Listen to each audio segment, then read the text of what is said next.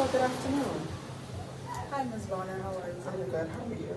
I'm okay, I guess. Okay. So I kind of wanted to talk to you today about childhood trauma and the effects that childhood trauma have on us as we go through our childhood, as we go through adulthood, and how if we do not deal with the childhood trauma that we go through, we kind of stay at I guess, the age that whatever age we experience the trauma in is usually the age that we kind of get stuck in. And one of the things I just kind of wanted to talk to you about was like how do you deal with like any excuse me, any trauma you may have faced when you were younger? Um, I haven't dealt with it. You have not dealt with it. I have not dealt with it. I kind of just put it on the back burner, and I just kind of just let it stay there. I don't really deal with it, and sometimes it will come up in recent relationships or recent issues or arguments. It will come up, and then I kind of just put it back down again. So my thing is when you kind of put it down to suppress it, what happens? Do you find that you're getting a lot more angrier about it? Do you find that it's a relief when you leave it alone? Like, how do you feel when you suppress it? I get angry. You get angry. And I kind of lash out on everybody. So it kind of affects my relationships now because if I lash out, people don't know why, or they just think I'm being overreactive. Okay. So now that you've actually recognized what the problems are, or what the trauma you may have faced, so now the next step is you have acknowledged it. So now the next step is how do we deal with it? How do we take that childhood trauma that we've gone through and go and decide to go into a therapeutic setting where the therapist is actually able to help you to develop the skills that you're going to need to kind of get through that. So what are one of the skills that you think that you may need to work on going into therapy? Communication. Okay. What about communication? I feel like I need to communicate with my feelings without getting defensive, without having my guard up. And I feel like if I communicate my emotions better, I would be understood more. And I won't have to feel like I'm not being heard by anybody, or if I'm not being understood by anybody either. So what I'm hearing you say is that you're emotionally cut off. Yes. And you're emotionally cut off because you do not want to experience the trauma that you've gone through, which creates that cycle, right? So when you're trying to figure out how to break that cycle, yes, communication is a part of it. Yes, being able to allow yourself to be emotionally available is another part of it as well. So now you dealt with the communication part of it, you dealt with the emotional part of it. So now, how do you build better relationships? How do you sustain those relationships moving forward so that way you can say that trauma that I've dealt with is no longer in the forefront? You know what I mean? Because what you have to do at this point is get the trauma to the back, right? Get the trauma to the back, deal with it, so that way you can now move forward with whatever relationship that you're going to move forward with, and that way you'll be able to be emotionally safe, be mentally and emotionally safe, right? So how do you feel about that? I feel as though one way I can build up from it is take accountability. Like, let's say I lash out at somebody, I take accountability and say I apologize. I let them know like, hey, that wasn't right, and to make sure they understand like that wasn't my intention, and work, and then next time work better onto preventing that from happening again. So thinking before acting, thinking before talking, just so I know that I'm talking from myself and not from a hurt child's point of view. So kind of avoiding the impulsive behavior, the explosive responses. So I think that being able to have a better control over that is going to be very important in the process. And that's where the work begins, right? Being able to deal with the impulsivity. Because yes, we can respond to something very a lot of our feelings are imploded, right? So when you implode from the inside out, what happens? It hurts even more, right? Because it's from the inside. Because that's like on the outside, yes, you can have this shell, and this shell is the hard exterior. But then when you have so much going on the inside, you're like, I'm not sure exactly what to do or how to do it. Like, I've had this type of trauma. I've gone through this as a child. So now what do I do? How do I move forward, right?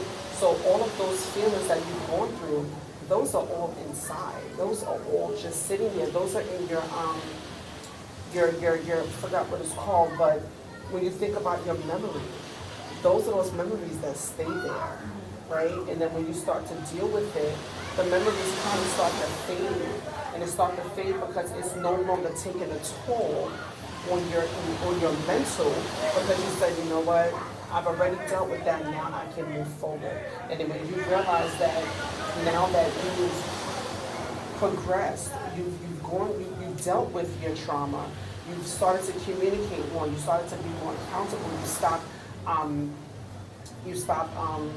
being explosive from what's imploding inside of you, then you might start feeling a little bit better about yourself, you know? Because when you're going through that process, it's not easy. It does definitely take a toll. But I think that you being able to kind of help yourself through that process is important. Okay? So, do you feel that, do you like taking accountability? No. Okay. So, a lot of people don't like taking accountability. We don't. And we don't like taking accountability because that means that we have to admit that we're wrong. I don't want to admit that I'm wrong. And I know you don't want to admit that you're wrong. But in order for you to be able to sustain these relationships and to be able to kind of put, once again, to put that, kind of break the cycle of the traumatic experience, right? You break those cycles of the traumatic experiences, and then you're like, oh, now I'm able to move forward. Because if you realize, sometimes when you take a step forward, what happens? Take a few steps back. Exactly. So, and why is that? Because you're at that block of what you've gone through in your life. So once you're able to deal with one part of it, you take a step, what happens? You deal with. Take a step forward.